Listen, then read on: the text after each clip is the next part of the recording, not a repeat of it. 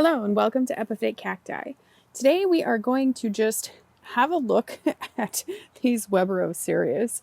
So I'm really excited because my Weberocereus Bradei is about to bloom. I think it's going to open tonight. And my Weberocereus Frohningiorum, I think the bloom is also going to open tonight.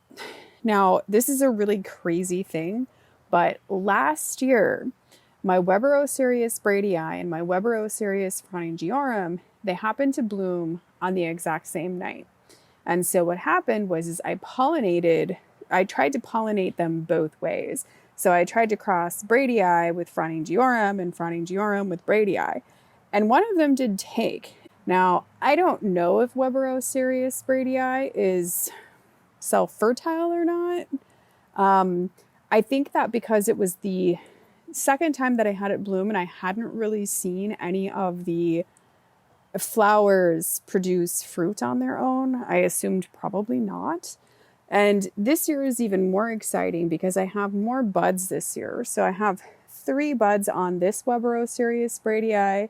I have a bud on that Weberocereus Bradei, and then there's 2 buds on a different Weberocereus Bradei that is up there. I have a lot of Weberocereus Bradei. I'm not even kidding. I think that in total have maybe 8 Weberocereus Bradei. And I think I was, collecting. And so every time I saw it, I've collected and I have been kind of hoping that I somehow maybe might get a different clone. But I don't really know. But I've featured these guys in videos before, not this one because this is kind of surprising. I think that what has happened with this one is super fascinating. But this one right here has the flower that is about to open. And right now, it's really gross here right now. It's all wet and just disgusting.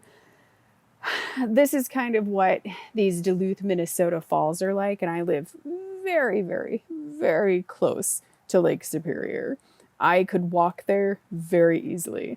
So where I live, I get some weird weather because we get this strange lake effect kind of weather. But in the fall here, it is just so wet and so gross. So yeah, it's just wet and gross. So if we come in here, you can see the beautiful bud and you can see its little stigma is just sticking out of there and it's ever so slightly open. Now the downside here that can happen is because it's so wet, sometimes the petals can stick and flowers won't open. So hopefully that doesn't really happen. You can see how beautiful this has come in. And again, you get an idea of the size. These guys, they can be absolute monster plants. And this one is actually starting to hang and stuff. And I got these big pots because they can get a little bit, not a little bit, very tippy because of all of that. This one here, it has been very interesting because it started out where it was just this little rooted clade here.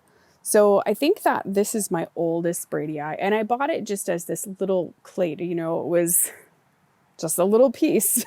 And then I grew it indoors and it grew this thing. And then that bloomed. And then it tried to grow this, but then the tip of that rotted. And so then it grew that little tiny clade.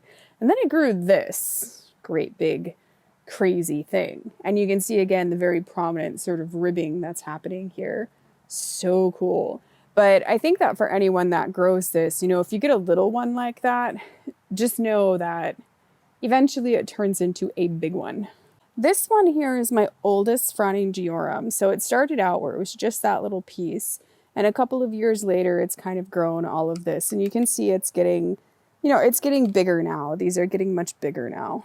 And Frohningiorum has been kind of this kind of funny dark horse. I remember when I got this plant in my collection, it was kind of really funny how I got it.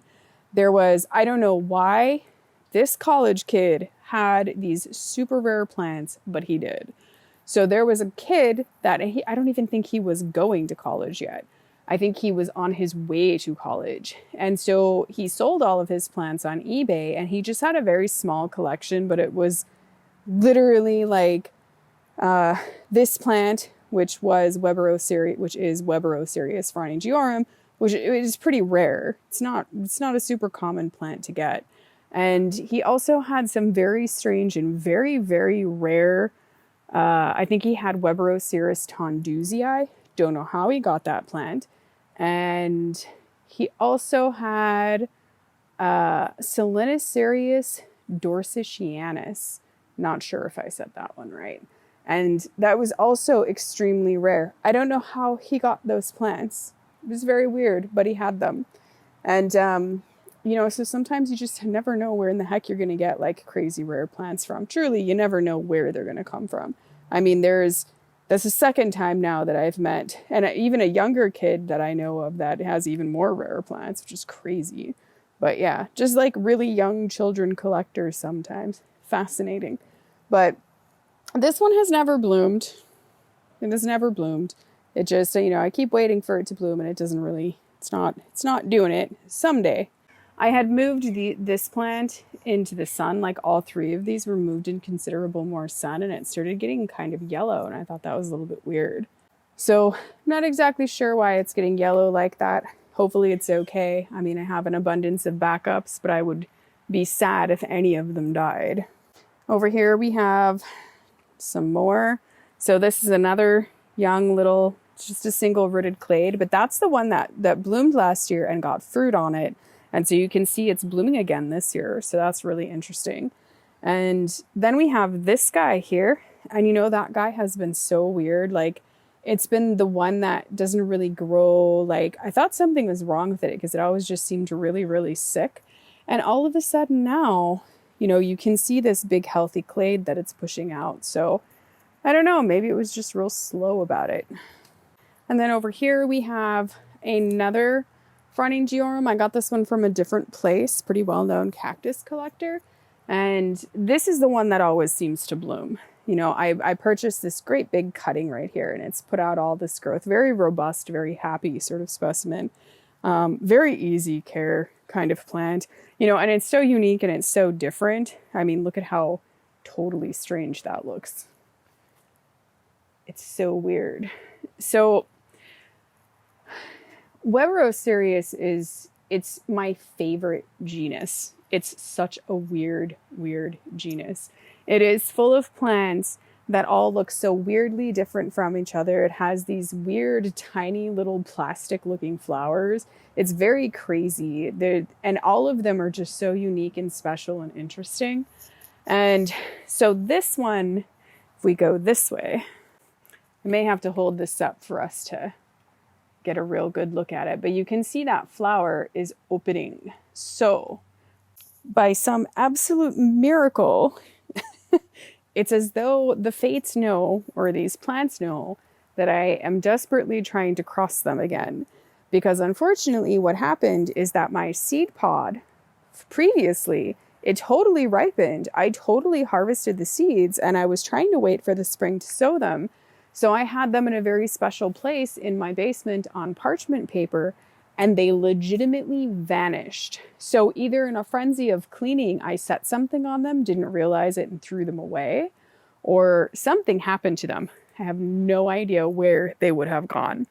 But I was extremely disappointed when I could not figure out where they went. So it looks like I'm about to get another opportunity.